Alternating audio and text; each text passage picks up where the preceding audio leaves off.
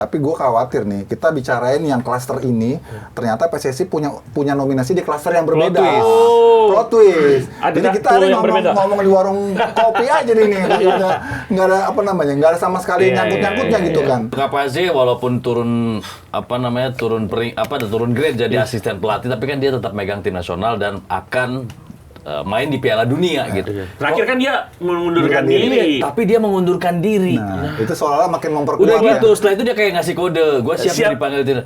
Pertanyaan gue, apakah sebenarnya sudah ada kesepakatan verbal? Kapazzi ya oke lah, dia sama Uzbekistan. Tapi kan kita harus ingat juga, tadi udah dibahas sedikit sama Mas Yuke, Uzbekistan dibangun dari under 14. Dan Timur Kapazzi udah tahu nih, Husanov seperti apa mainnya, Eldor seperti apa. Jadi dia ketika dia udah di senior, dia udah tahu nih karakter dari pemain tersebut seperti apa. Tahu kawasan juga. Kalau gue lihat sih memang kalau bicara tahu kawasan itu penting banget. Karena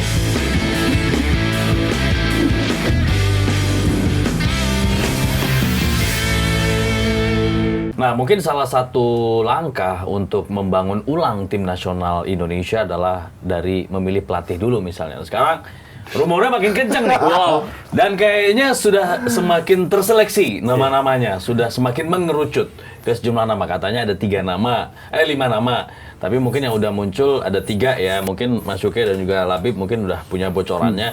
Yang udah kedengeran sih kayak Timur Kapazzi, terus Jesus Casas, Grimson dan juga Jesus Casas ya. Nah, menurut kalian gimana? Iya, ini kan sebenarnya sudah banyak sekali ya nama-nama yang diapungkan sejak sejak Patrick Kluivert out kan sudah mulailah usulan-usulan dari mulai 10, 5 gitu ya. Bahkan masyarakat sendiri masih terus mengejar siapa gitu. Tadi udah disebutkan gitu ya. Tapi gue khawatir nih, kita bicarain yang klaster ini, ternyata PSSI punya nominasi di klaster yang berbeda. Plot twist. Jadi kita hari ngomong di warung kopi aja nih, nggak ada nggak ada sama sekali nyangkut-nyangkutnya gitu kan. Karena kan gue lihat dari yang sebelumnya kan ketika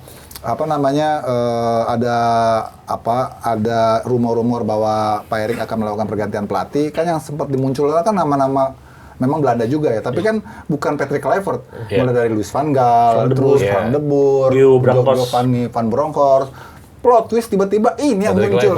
Patrick kan bukan nggak mungkin, ini juga terjadi juga di sini. Makanya gue kadang-kadang kalau ngebahas ini tuh suka ketawa sendiri. Gue ini beneran nggak sih apa yang dibicarakan oleh masyarakat ini akan salah satunya akan jadi pelatih kita? Jangan-jangan dia punya unggulan sendiri nih. Sampai kemarin pun juga Pak Marji nggak bisa ngomong kan siapa manajer tuh. Padahal kan dia ketua BTN kan. Karena jangan sebenarnya udah itu. Cuman karena terlalu ramai dibahas, akhirnya ganti gitu. Gue nggak mau ikut-ikutan lah. Gue mau sendiri aja. Jadi nggak usah dibahas nih. Tapi kalau bicara pelatih Indonesia kan kita juga harus tahu bahwa ada syarat-syarat dalam tanda kutip yang harus kita ketahui bahwa pemain Indonesia kan banyak pemain diaspora dan berbahasa ibu berbahasa Belanda kan. Syaratnya apa, Bim? Ya bisa bahasa Belanda.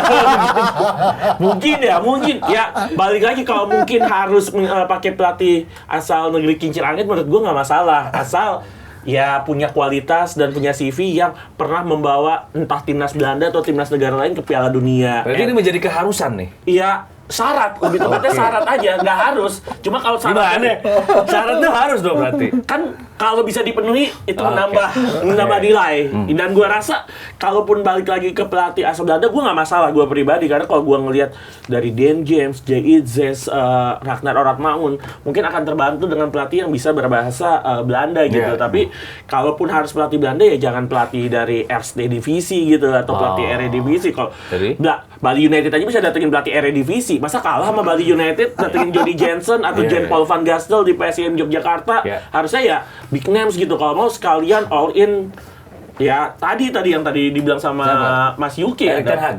Aduh, jangan Erik Ten Hag juga dong. Jangan Erik Ten Hag nonton bola dong. MU tuh anjur-anjuran gitu.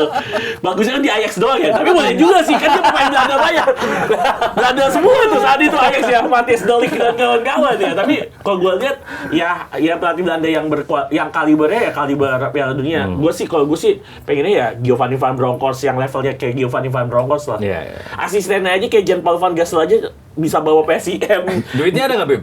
Nah, itu dia. Harusnya ada ya. Iya, tiket mahal loh. Kalau gue sih ini ya, gue masih agak trauma dengan pelatih Belanda sih. Oke. Karena gini, pada akhirnya sepak bola itu bahasa universal. Jadi nggak ada jaminan seorang pelatih yang mengerti bahasa apa pemain-pemainnya otomatis dia bisa bonding gitu kan ya.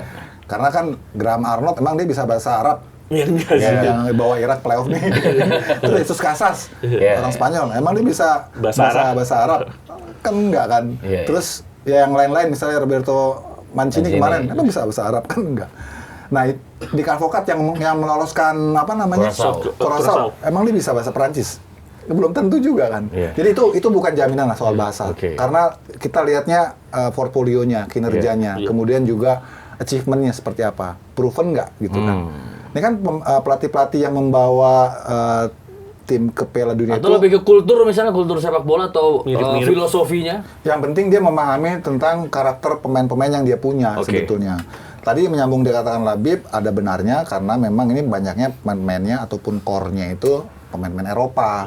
Jadi pelatihnya seyogyanya dari Eropa, tapi jangan di kristalin harus Belanda gitu loh, karena udahlah itu nggak ada hubungannya gitu ya. Ternyata ya nggak proven juga gitu kan. Nah, pelatih yang pertama memang yang sudah memahami karakter pemain-pemain yang kita punya, karena lagi-lagi nih kita nih pemain-pemainnya bintang semua nih, notabene dari Eropa semua kan, diaspora semua kan. Yang kedua, yang mengerti kawasan, yang udah punya pengalaman di kawasan. Karena kan yang dihadapi lawannya kan tim-tim kawasan, gitu ya. Udah artinya harus ada centang di situ tuh. Terus yang ketiga, dia menangani tim nasional, pernah menangani tim nasional. Jangan cuma landasannya menangani klub doang. Karena beda nih. Ada pemain-pemain yang nggak perform di klub tapi di timnasnya perform. Misalnya kan kayak Rafael Strijk kemarin bikin gol tuh. 2-3 kan. Terus siapa Zilstra di klubnya Volendam nggak main. tapi ini bisa bikin gol gitu. Nah, terus yang lainnya adalah dia sudah terbukti berhasil. Sebenarnya kalau dari syarat-syarat itu yang lebih dekat dari isu yang beredar sekarang yaitu Kapatse dan Jesus Casas sebenarnya. Tapi lagi-lagi gue kembali ke awal, apakah ini memang sudah bagian dari yang diradar oleh PSSI? Atau gara-gara rame di sini PSSI nggak mau pakai ini? Nggak jadi. Biasanya seperti itu ya. Itu dia. Dibelokin tuh. Timur Kapatse. Kan kemarin juga ada foto ya Timur Kapatse dengan Pak Effendi ya. Oh iya. Ini gue ngeliat kayaknya kalau Timur Kapatse ya oke lah dia sama Uzbekistan, tapi kan kita harus ingat juga tadi udah dibahas sedikit sama Mas Yuke, Uzbekistan dibangun dari under 14 dan Timur Kapatse udah tahu nih Husanov seperti apa mainnya, Eldor seperti apa. Jadi dia ketika dia udah di senior dia udah tahu nih karakter dari pemain tersebut seperti apa, tahu kawasan juga. Kalau gue lihat sih memang kalau bicara tahu kawasan itu penting banget penting banget. Jesus Casas menurut gue lebih strong Irak zaman Jesus Casas dibandingkan Irak zamannya Graham Arnold. Karena kita pernah dibantai 5-1, pernah ditekuk di GBK. Ingat banget kita dikurung abis-abisan di Piala Asia 2023 yang berlangsung tahun 2024 gitu. Gue rasa memang nama Jesus Casas dan Timur ini unggulan banget kalau ngelatih Indonesia, tapi balik lagi, memang ini pelatih ada nggak di dalam shortlistnya federasi. Dan itu yang bikin kita penasaran kan, setelah makin lama ditunda sama PSSI, kita supporter semakin makin penasaran. Spekulasi makin udah ada bocoran berkembang liar. Udah sejam nih. Tapi belum mulai. Biasa. Kalau kita lihat ya Timur Kapatse walaupun turun grade jadi asisten pelatih, tapi kan dia tetap megang tim nasional dan akan main di Piala Dunia gitu. Terakhir kan dia mengundurkan diri. Tapi dia mengundurkan diri. Nah, itu seolah-olah makin memperkuat. Udah gitu, setelah itu dia kayak ngasih kode, gue siap dipanggil itu. Pertanyaan gue, apakah sebenarnya sudah ada kesepakatan verbal? Itu gue nggak tahu. Kita nantikan bersama. Nah, ini yang seru sih. Atau mungkin Boyan Hodak. Boyan Hodak lagi, ini ramai kemarin ya.